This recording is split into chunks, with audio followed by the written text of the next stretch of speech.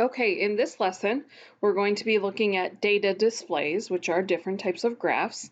And our essential learning will be I can determine which features of a data display are misleading.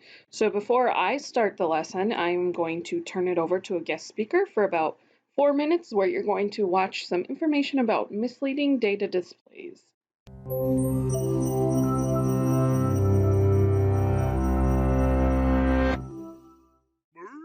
A toothpaste brand claims their product will destroy more plaque than any product ever made. A politician tells you their plan will create the most jobs. We're so used to hearing these kinds of exaggerations in advertising and politics that we might not even bat an eye. But what about when the claim is accompanied by a graph? After all, a graph isn't an opinion. It represents cold, hard numbers, and who can argue with those? Yet, as it turns out, there are plenty of ways graphs can mislead and outright manipulate. Here are some things to look out for. In this 1992 ad, Chevy claimed to make the most reliable trucks in America using this graph. Not only does it show that 98% of all Chevy trucks sold in the last 10 years are still on the road, but it looks like they're twice as dependable as Toyota trucks. That is, until you take a closer look at the numbers on the left and see that the figure for Toyota is about 96.5%. The scale only goes between 95 and 100%. If it went from 0 to 100, it would look like this. This is one of the most common ways graphs misrepresent data, by distorting the scale. Zooming in on a small portion of the y-axis exaggerates a barely detectable difference between the things being compared. And it's especially misleading with bar graphs, since we assume the difference in the size of the bars is proportional to the values. But the scale can also be distorted along the x-axis, usually in line graphs showing something changing over time. This chart showing the rise in American unemployment from 2008 to 2010 manipulates the x-axis in two ways. First of all, the scale is inconsistent, compressing the 15-month span after March 2009 to look shorter than the preceding 6 months. Using more consistent data points gives a different picture, with job losses tapering off by the end of 2009. And if you wonder why they were increasing in the first place, the timeline starts immediately after the U.S.'s biggest financial collapse since the Great Depression. These techniques are known as cherry picking. A time range can be carefully chosen to exclude the impact of a major event right outside it. And picking specific data points can hide important changes in between. Even when there's nothing wrong with the graph itself, leaving out relevant data can give a misleading impression. This chart of how many people watch the Super Bowl each year makes it look like the event's popularity is exploding. But it's not accounting for population growth. The ratings have actually held steady because while the number of football fans has increased, their share of overall viewership has not. Finally, a graph can't tell you much if you don't know the full significance of what's being presented. Both of the following graphs use the same ocean temperature data from the National Centers for Environmental Information. So why do they seem to give opposite impressions? The first graph plots the average annual ocean temperature from 1880 to 2016, making the change look insignificant.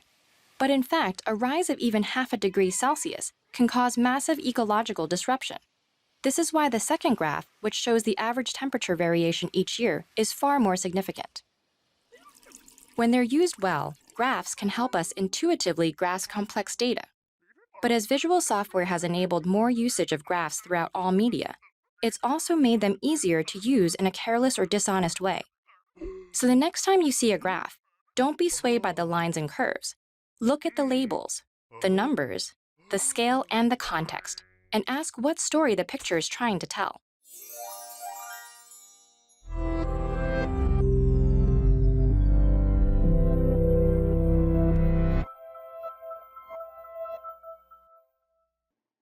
Okay, so now we will look at some data displays and try to pick out the parts that might be misleading about them.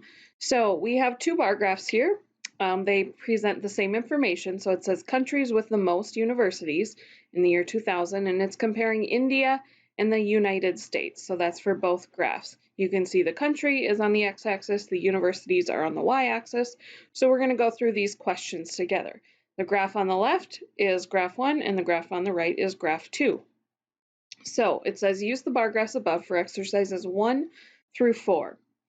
From which graph is it easier to tell that India has about twice the number of universities as the United States? So go ahead and look at those two graphs and decide which graph.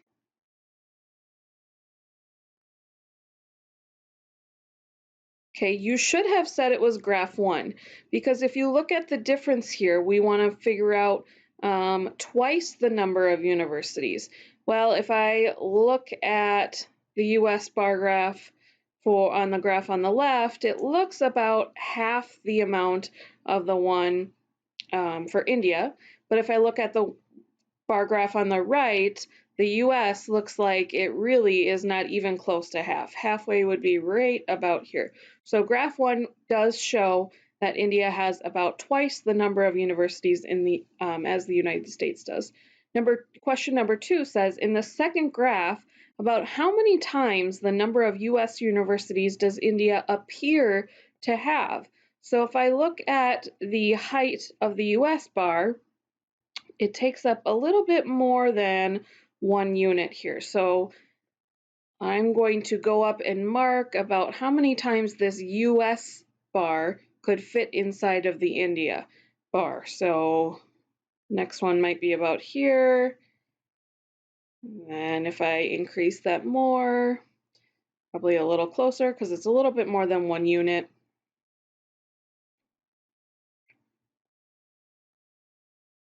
And this is just an estimate, so it might fit about halfway right there. So there would be 1, 2, 3, 4, 5, 6, 7, about 7.5 there. So it appears that the number of universities in India is 7.5 times of what the United States has. Question 3 says, which graph makes it easier to estimate the number of universities in each country and why? So go ahead and take a second to answer that.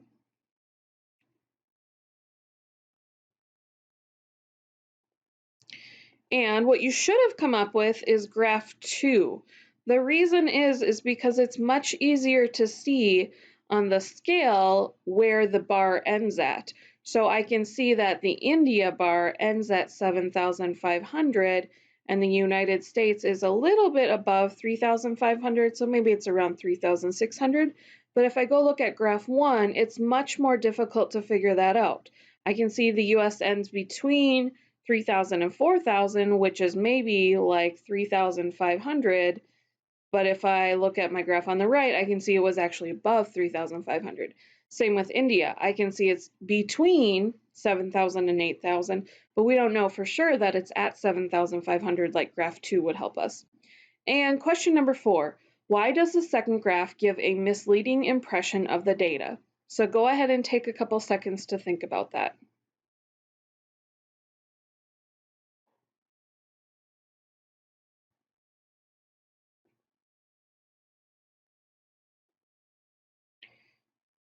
Okay, so if we think about this question, why is graph 2 misleading? It's because the scale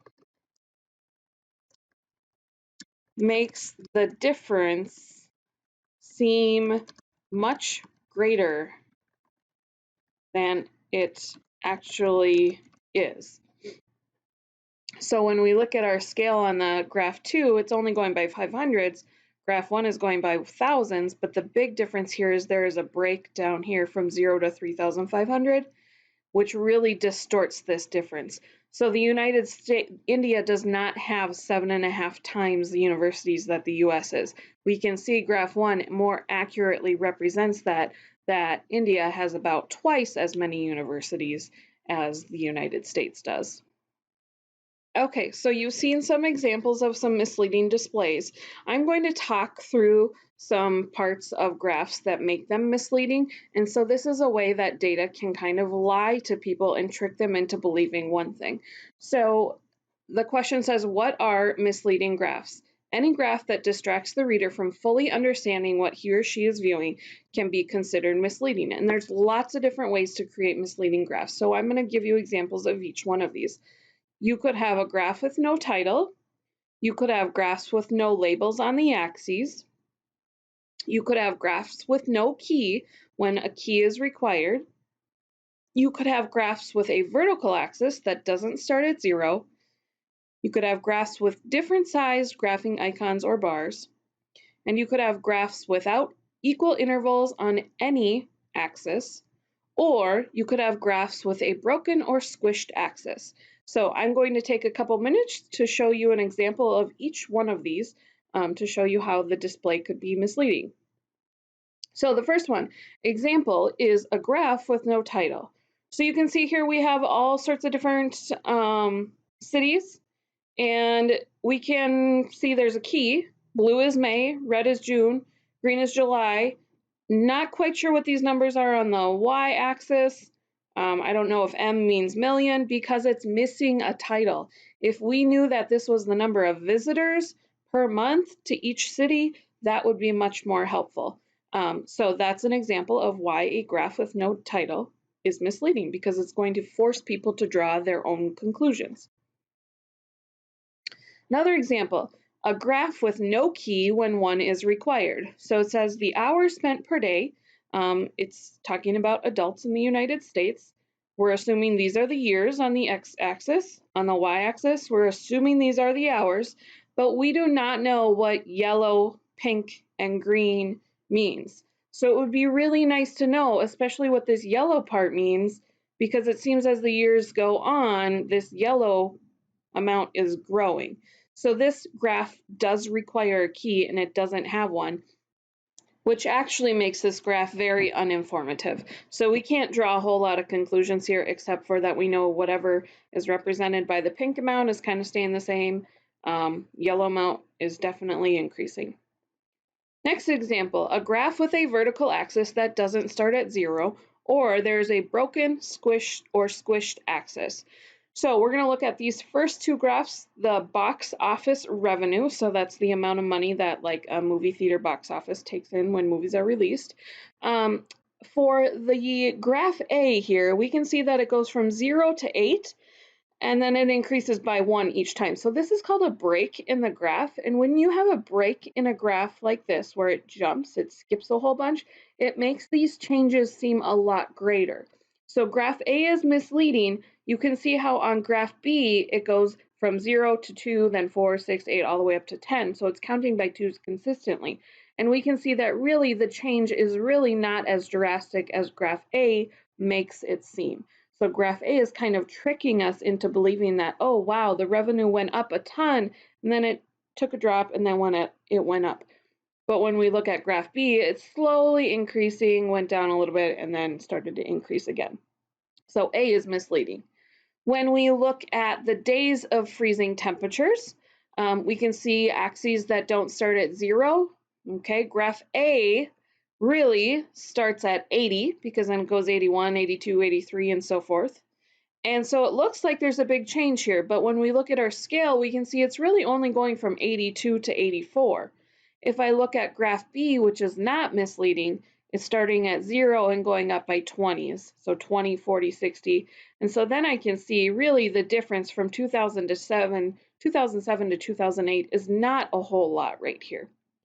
And then down at the bottom, we have some truncated bar graphs. So I know it's hard to see the scale on the y-axis, but I want to show you that the change can seem a lot greater in the truncated bar graph, where in the regular bar graph, the change really isn't that much different. So it says, note that both of these graphs display identical data.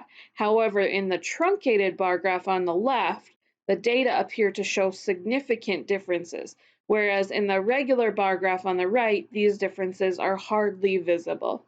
And that's because the scale is not starting at 0 for the truncated bar graph. Another way that data displays can be misleading is if you have graphs with different sized graphing icons or bars. So we can see in graph A here about the concert ticket prices. We have rock band A, B, and C, and you can see that the size of the tickets for C is much larger than C, even the width of them, which really tricks your eyes into thinking that rock band C really has a much greater concert ticket price, when really it's only going from 40 to 50, about little less than $55. For graph B, the company profits This graph is misleading because when you look at the width of the bar for year 1, it's not the same width as year 5, which makes your eyes believe that year 5 is so much greater because it's much wider than year 1. But notice it's just going from 10 to 15 in billions of dollars. So that is a lot of money, but it's not as much of a change as our eyes want to believe. And so then if we look at some scalings, different sizes of pictures used in these pictographs, it says, note how in the improperly scaled pictogram bar graph, the image for B is actually 9 times larger than A. So if we look at A compared to B, we can see that, whoa, wow, it looks like B is this huge difference. When really, the height difference is only 2, but if I take the size of A and place it into the image of B, it looks to be about 9 times the size when it's really only triple. And then I have one more example here how the icon sizes really create a misleading display. So you can see this McDonald's icon is huge compared to the other companies. And if you look at the Starbucks logo, that McDonald's icon is probably 40 times the size of Starbucks, when really the amount of sales is not 40 times of what Starbucks sales were. And then last example is graphs without equal intervals. So we're going to look at the misleading graph here. You can see in this interval, it includes everything less than 40. Okay, so that's 40 years. From 50 to 59, that's 9 years. 60 to 69 is also 9 years, but then above 70 is how many ever years. So those intervals are not equal. If they were equal, they would be grouped by years of in increments of 9. So if we go look at the good graph on the left, we've got 20 to 29, 30 to 39, 40 to 49, and so forth. And then you can see really in the less than 40 group was everything from here on out. And it kind of breaks things up so that you get a better accurate picture of the data. Now, if data is interesting to you, I find it very interesting. I like being able to read into things and figure out how authors are trying to persuade us. If you're thinking about a future career at the University of Wisconsin Eau Claire, where I went to college, they just started a few years ago a master's degree in data science. So it's all about manipulating data and analyzing data. So just thought I'd throw it out there. If you're interested and if you want a little laugh, go ahead and read